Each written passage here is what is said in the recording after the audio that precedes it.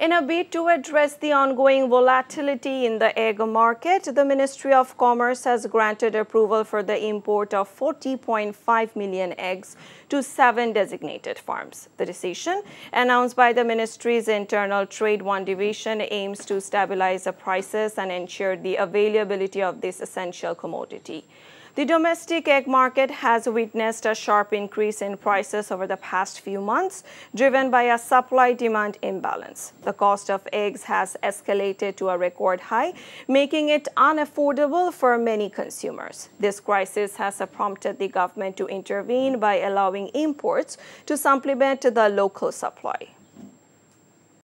টাকা চুরির জন্য যদি আমার গলায় জুতার মালা পরাইতে হয় তাহলে আমার শালীর সাথে প্রতারণা করার জন্য তোর ফাঁসি হবে। দুলা ভাই, আপনার তো ঘর জামাই বইলা একটা পরিচয় আছে, আমার তো তাও নাই।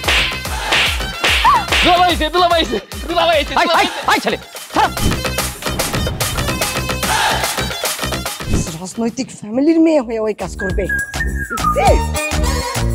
যারে পাবো আরে পিটাবো, রক্তের নেশায় ধরতে, রক্তের নেশায়, কাঁচা রক্তের নেশায় ধরতে। তোমার এই পলিটিক্স আমার বাম পকেটে থাকে। পাঁচুদের বউরে ঝামেলা পাকাই। এই বেটাই, আমি তখন বিয়ে করিনি। দুইটার আমি গুলি করে মারু। মাসুদরা কোনোদিন ভালো হয় না। আপনার পোশাক আশাক দেখে কিন্তু আপনার তালুকদার বংশের লোক মনে হয় না আব্বা, আপনার মনে হয় যে আপনি ফকির বংশের লোক।